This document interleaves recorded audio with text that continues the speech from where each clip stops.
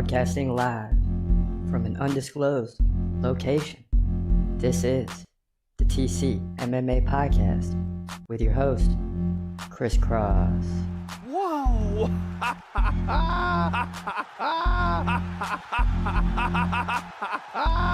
Dana White privilege. Let's go, baby! Let's go! Let's go! Let's go! Let's go, baby! Dana White privilege. Privilege.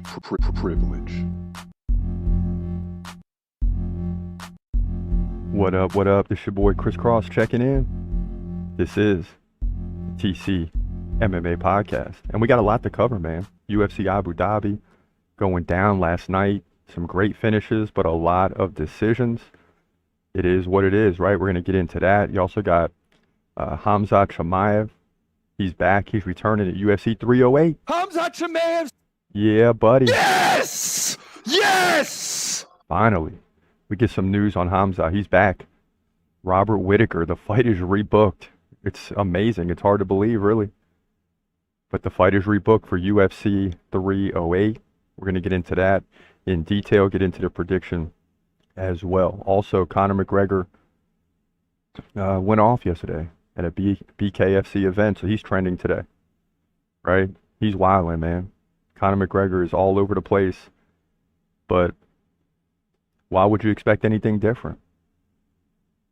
I mean, he just got the license suspended for 2 years. That's not a big deal. He's a multi-millionaire. Now he's going off at a BKFC event. So, you know, what's the future for him? We really don't know. I mean, we have no idea. But he's always in the news. And as a UFC fan, it makes it exciting. So let's put Khamzat and McGregor on hold because we want to recap yesterday's events first, wrap up last week, and then start to move forward. So yesterday at UFC Abu Dhabi, the bantamweight division was on full display. I mean, it was absolutely on full display. We have a more clear picture. You had Veda versus Figueiredo, and you had Corey Sandhagen versus Umar Nurmagomedov. So several top contenders kind of, you know, creating the future within two fights. So let's get into the first one. This is the main event. It did go 5 rounds, but here's what the decision sounded like last night. Umar Nurmagomedov versus Corey Sandhagen in the bantamweight division at UFC Abu Dhabi.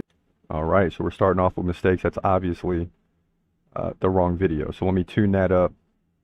It's all good, man. Figured some mistakes today because we just kind of jumped on here, man. There's so much to talk about. So much to talk about. That, and do we even have it? Yeah, that's the wrong area. That's why. Okay, we're going to get this thing together. We are going to get this thing together. And did we erase it? All right, there it is, I think. I think this is it. Get it together, Chris Cross. Get it together. All right, so here is Umar Nurmagomedov versus Marlon Vera last night. Sandhagen and Umar Nurmagomedov go to a decision. We're waiting on that decision right now as Nurmagomedov hugs Khabib, who's in his corner. But Nurmagomedov led 91-64 in significant strikes, had 5 takedowns on 5-11 of control, so he's likely going to get the win as he pulled away as his fight went on. 50-45. 49-46. 49-46. Umar Nurmagomedov gets the win. Man, what a big day for the bantamweight division. This guy is now 18-0. You also had a win tonight by Davison Figueiredo.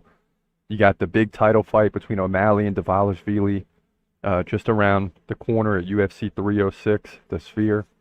So the bantamweight division is on fire right now, and Umar just strengthened the division even more. Think about it. He's a number 10 contender taking on a number 2, and he gets the win. So he's going to catapult up.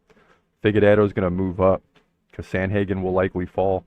So, you know, an 18-0 Nurmagomedov likely is going to fight for the title. This went down. Bantamweight division. UFC Abu Dhabi. Yeah, and that kind of really summed it up right there. I mean, so you got Davis and Figueiredo beating Marlon Vera, which we told you would happen. Umar beating Corey Sandhagen, which we told you would happen. So now that we know where all the chips are, let's talk about what the future looks like. So at the Sphere, UFC 306, you got O'Malley versus Dvalishvili for the title. All right? If O'Malley loses, I'm not sure he gets an immediate rematch. If he wins, obviously we just march forward, and that's not an issue. But one of those two are going to win. Now you got Umar getting a big win against Sandhagen, so he's going to jump way up. Figueiredo gets the win over Vera, so he's going to jump into the top 4, top 5, as he should. He's the former flyweight champ and has yet to lose in the bantamweight division. So you got really 4 guys right now, and any hopes of O'Malley clearing out the division is obviously not going to happen because now the division is heating up, right? If you would have had wins by Sandhagen and Marlon Vera, then we would have known the names. We kind of understand that O'Malley's going to beat both of them. Now we don't know.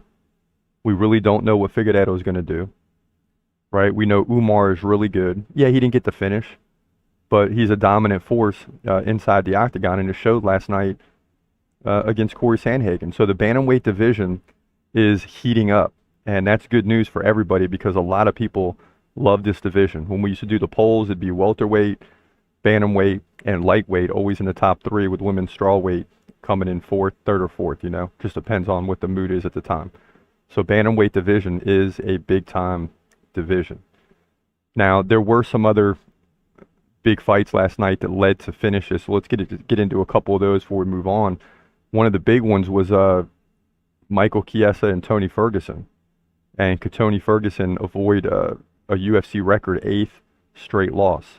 And if he does lose, will he retire? Well, this is what it sounded like last night. And Chiesa with the takedown. Not good for Tony Ferguson. Now he takes the back. Oh, look out. He's got the rear locked in now.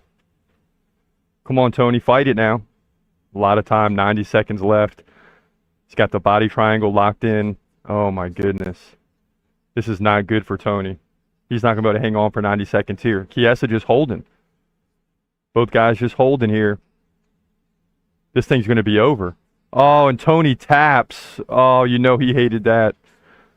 Michael Chiesa gets the finish. And the crowd's going crazy in Abu Dhabi. They didn't have a favorite in that one. So that was just an enjoyable fight for them. And Tony Ferguson breaks the UFC record for most consecutive losses at 8. And he's 40. And I think it's time to retire. Man, rough one for Tony Ferguson. Michael Chiesa wins. He moves to 19-7. Tony Ferguson 26-11. He was once 26-3. Crazy. Welterweight division, UFC Abu Dhabi.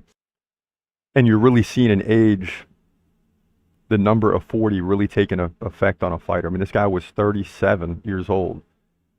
And he had just 3 losses, and now all of a sudden he has 11.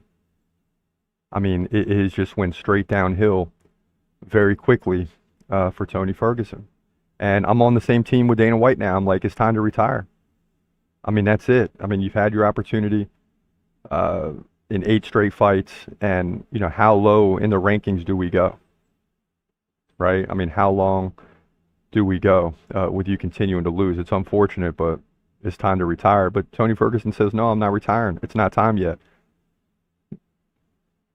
He doesn't want to go out as the BOAT. I guess the baddest of all time. Not the greatest of all time, but the worst of all time. He doesn't want to go out that way. So they need to give him like a fight against a brand new incoming fighter or something to where he can maybe win and go out on that note, because it's tough. He's 40, he's got 8 straight losses, but he doesn't want to go out this way. And it's like, how long do you continue going down this road? Only time will tell. Another guy who had a big finish last night was Azamat Murzakanov. Check this out. Alonzo Menafield shoots in for the takedown, and he's looked well so far today. Let's see if he can pull it off. He tries to get the head on the hip. Murzakanov stands up, and now he may take down Menafield. Nope. And both guys back to the center of the octagon. Starting to fade a little bit. The energy level of both fighters. Both have been very active here, but you're starting to see them fade. I mean, Murzacanov's hands are down. Oh, big left on Menafield. It seems to just take it. Oh, now an uppercut and a right. Oh, Menafield trips and goes down. Now he takes a hammer and the ref pulls him right off, and no argument from Menifield. Azamat Murzakanov, much of the crowd's delight, is going to move to 14-0. Unbelievable performance. Just when it looked like he was getting tired and Menifield, who was fighting well, had a chance. Instead, Menifield goes down, and he falls to 15-5 here. Big victory for Murzakanov to move, again, to 14-0, light heavyweight division. UFC Abu Dhabi.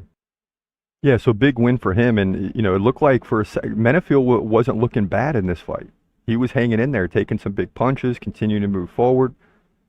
Azamat Murzakanov started to get tired, his hands dropped, and right when that happened, it's like he just went for it. It's like, I got to do something now before I get too tired, and the longer this fight goes would have been bad for Murzakanov, so he just finished the fight. I mean, it's just that simple. He just went in there and finished the fight. So, all in all, last night, it was a good night for us. As you can see there, we finished 9-4. Just a big night. I mean, you look at the finish there, too. We ran off, 6, 7, 8 straight wins to end the night. 8 straight wins to end the night. So we were 1-4 at one point. And this has happened before, where we start off really slow, right? Like we get Cedric Dumas to start the night, but then we lose on Bedoya, Dudakov, Usenich, Yaya. And then thank goodness after that, everything came together. It ended up being a great night, 9-4. We get the win in the main event, so we're 15-11, which isn't great, but from where we started 4-7 on the year, it's, we're 11-4 over the last 15 weeks. And then 192 and 128 overall. Not quite as good as last year, but still not bad. I mean, we'll definitely take it. We'll definitely take it. So that's the way UFC Abu Dhabi went. Some good things last night, but then you start the night with like 4 or 5 straight decisions. You finish with 3 decisions. It ended up just being a long, drawn-out affair, and I'm sure Abu Dhabi would have loved to get some finishes, but it just didn't work out that way last night. Now, as we press forward, you had a big announcement yesterday right before this event, and that's that Khamzat Chimaev is back. I mean, the guy is back. And who's he fighting? Robert Whittaker. I mean, he's fighting Robert Whittaker. It's crazy. So they're rebooking this fight. And now we know how tough Robert Whittaker is. I mean, he just dominated Ikram Aliskerov. Guy that just had 1 loss, and that was against Khamzat. So he was virtually undefeated coming in. And Whittaker just dominated him. So now you have a true test. I mean, a true test for Khamzat Chimaev. No one can say now. I mean, it's almost better. I mean, not better because he had to wait and now he's 30 and time is ticking. But better in the sense that if he would have beat Whittaker that night, everyone would have said, oh, Whittaker's washed up, or Khamzat barely won, or whatever have you. Now it's like, okay, we just saw Robert Whittaker in dominating fashion. You couldn't have had a better victory to just go in there and finish Ikram. So now when Khamzat beats him, if Khamzat beats him, right, it's not a foregone conclusion. No one can say anything. I mean, you got to give Khamzat his props, even though people will find a way to break him down. But listen, let's get into this full fight preview and prediction, and we'll come back and break it down even further. In the middleweight division at UFC 308, your co-main event, a rebooked fight featuring Robert Whittaker versus Khamzat Chimaev. Whittaker 27-7, Khamzat still undefeated at 13-0. Khamzat 2-inch height advantage is 6'2". He's 30. Hard to believe, no longer in the 20s. Robert Whittaker 33, both guys in the prime window right now. Khamzat 1-inch reach advantage. Both guys stand right-handed. Khamzat 5.7 significant strikes per minute. Whittaker 4.6. Khamzat lands well over 1 takedown per round. Whittaker 1 takedown every 4 rounds. No big deal. So how's this fight going to play out? Now, they were supposed to fight previously. Khamzat had to pull out about 10 days prior to the event. In steps Aliskerov. Robert Whittaker just dominates Ikram Aliskerov, a guy that was also undefeated, and also kind of compared to Khamzat, right? A guy that's on the rise that could potentially step in and beat Whittaker. It didn't go well. Whittaker dropped him early in the first round. It makes this fight even bigger, right? Khamzat struggling as of late, right? He's still undefeated, but struggling to make the fights, having to pull out versus Robert Whittaker in the last fight, having to pull out against Leon several years ago. And, you know, he didn't look great against Usman, although he looked good in the first round and he had an injury, according to him, which made sense. So you have all these things going on. And the bottom line is, can Khamzat step in and be a lot better than Aliskerov? Absolutely. Will he have some octagon rust? Potentially. And that's not good against a guy like Robert Whittaker. It would have been better for Khamzat to fight him previously. But Khamzat gets more time, more practice. He's in the gym. He'll be 100%. Hopefully, because this is a fight that even if he has a minor hiccup, he's going to have to fight. So that's one of the scary factors here. But at the same time, you know me, Khamzat is my number one guy, number one on the do list. We have no reason to believe he's going to fall here, and I'm glad that Whittaker dominated Aliskerov in the previous fight, because if Khamzat, or when Khamzat beats him, it makes it that much more important. Khamzat fighting out of the UAE, Whittaker out of Australia. This fight goes to Khamzat Chimaev, who will have major, major crowd support in this one. I look for him to get the finish in the first round. Yeah, I said it. To move to 14-0. In my opinion here, he'll drop him, likely by submission, to move to 14-0. Middleweight division, UFC 308. Yeah, and I can't stress enough how big of a fight and how important it is. This is basically a must-win for Khamzat. And why you say that, you might ask? Because now he's not in his 20s, a rising star anymore. He's now in his 30s. And once you hit that 30 number, I mean, you're in your prime right now. You're not. There's no point in your career that you're better than you are from the age of 30 to like 33, 34. You start hitting 35, you go down a little bit slowly, and then you hit 37, 38 like you saw with Tony Ferguson, and you fall off the cliff very quickly. Because now you're like 37 or 40 or whatever, and you're facing like 20-year-olds. Or guys that are 30 to 33 in their prime. So this is the time for Khamzat. If he loses this fight, it's going to be a major setback. And it's not like he's taking on a weak link. He's taking on a guy that looked very good in his last fight.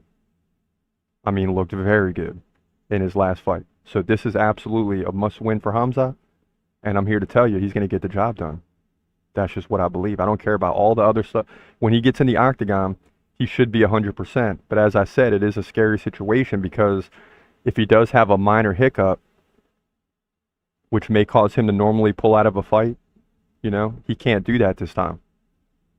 He's going to have to, you know, so they're going to have to really take this training camp seriously and do it the right way and try to protect him, get him ready, but also let him rest and make sure he's 100%, because he's going to have to be. If this fight does go 4 or 5 rounds potentially, Khamzat is going to have to be in perfect shape. So they're going to have to really be delicate with this training camp. At the same time, knowing you're training for Robert Whittaker, it's a tricky situation. All right, so let's jump into the Q&A, because people are going wild with these stories. You got Join, I believe, says TCMMA podcast is run by Democrats. What?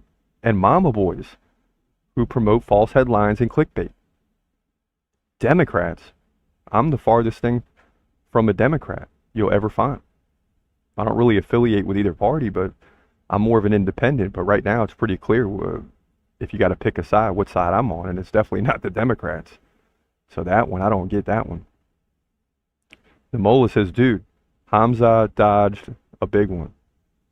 Now, like you said, he is going to fight no matter what, and he will meet a real active 85 going in on a roll. There is no way Whittaker lose this 5th round fight. No way. Or 5-round fight. Yeah, and that's why if I'm Khamzat, I'm going in there thinking about, I need to get a finish. I can't be going 5 rounds with Whittaker right now. I need to buy myself some more time in case I got to go to a 5-rounder in a title fight. But this isn't the time. You know, and Whitaker's the same. Whitaker wants to put Khamzat away quickly too, which makes things, I think we're going to get a finish here. We got to. Or it's just going to be an absolute battle for 5 rounds, which is possible too. You got Kenneth Bruner weighing in, said, you are 100. Blessing in disguise. The world is about to see. Yeah, so everyone, I mean, you know, when Khamzat fights, everyone's back in the chat room. Everybody's back, and I love it. You got another one saying, not much but enough. Khamzat will pull out. I hear you. Khamzat will pull out. There's plenty of time. Yeah. And if he pulls out of this one, it's going to be bad. Real bad if he pulls out of this one. Wackaloo says, you called it. Yes, sir. Davis and Figueiredo. Not only did we call that, we called the final 8 fights. You know? So you're not going to hear much today. Right? Because people go, when I'm right, people go silent, man. When I'm wrong, we get more views. I mean, it's crazy. That's the way it goes. Ansh Ray, Khamzat time, baby. Yes. Another one saying he ain't making the fight. I hear you. And old as something says, I just missed this laugh out loud. Did anything happen? Yeah. Shamil Gassiev got the win over Dontel Mays. Another one we got right last night. And then, of course, you know, another one weighing in saying that's 3 of 3 wrong Ellsbrenner predictions. Yeah. I know, and I said that in the prediction, is I've been wrong on Brenner. Whether I pick him to win or lose, it's the other way. But not this time, baby. Joel Alvarez got the job done last night. And Trey, hey, Chris Cross, Khamzat versus Whitaker rebooked. Let's freaking go. And that's how I found out. I found out from Antre. I immediately looked it up, and I couldn't believe it, that we get the rebooking of Khamzat versus Whitaker. And I didn't see it the first time because, you know, notification comes up on the phone from ESPN, and it's like Topuria versus Holloway. So I'm a little down about that Khamzat's not the top of the card, but they're not fighting for a title, and it's a pay-per-view event. So it's got to be the co-main event.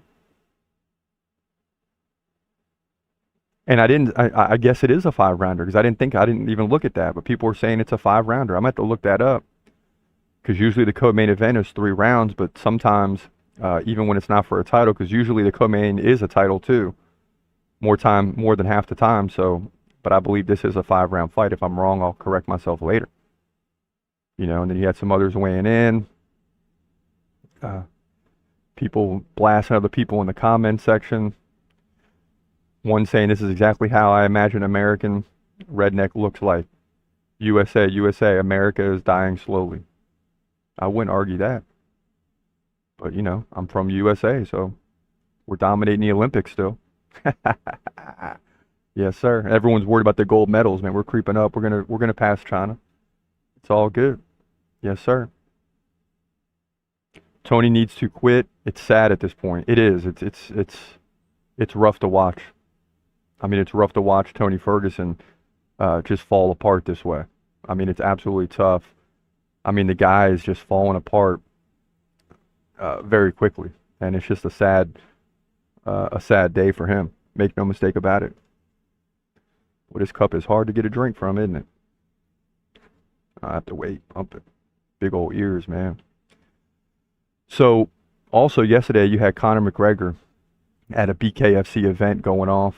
Right, he's in the ring or the octagon. I don't even know what it is, honestly.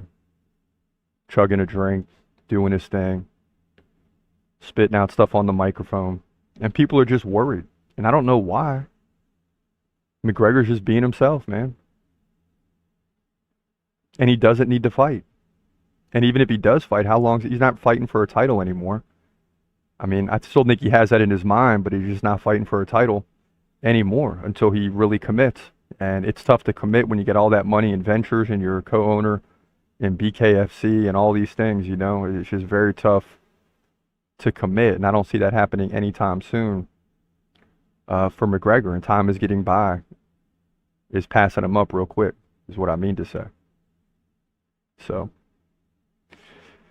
this week coming ahead, we got UFC Vegas 95, Marcin Tybura for Sergey Spivak. So we'll be back, obviously, with those predictions. We're going to get into all that this week, big week ahead.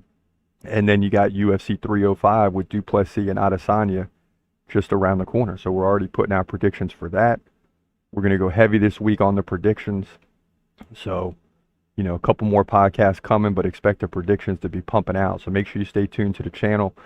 Make sure you hit that like button, and definitely, more so than anything, hit that subscribe button so you stay up to date with the channel and really all the breaking news in the world of MMA. That's what we're here for, to bring you the news and information and provide you with previews and predictions of what we think may happen. And that's the important part of the UFC, is you're always trying to predict the future because you want to know the next matchups. Like in the bantamweight, we predicted right yesterday. So now it's official. We can start to begin to look at what's coming. And as a fan of Sean O'Malley, I hope he just continues to beat everyone in his wake, everyone in his path.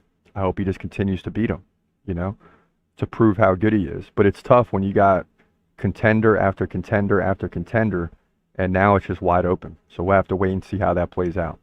But listen, man, I appreciate y'all watching. We got Khamzat over Whitaker. We haven't done Topuria versus Holloway yet. And that's going to be an absolute battle. But it's just tough because Holloway's got to go back down to featherweight. He just looked great at lightweight. But it is what it is. You get a title shot, man. You got to do what you got to do. But listen, that's it for now. This is your boy Chris Cross. Until next time, I hope you have a great day. And God bless. As always, peace.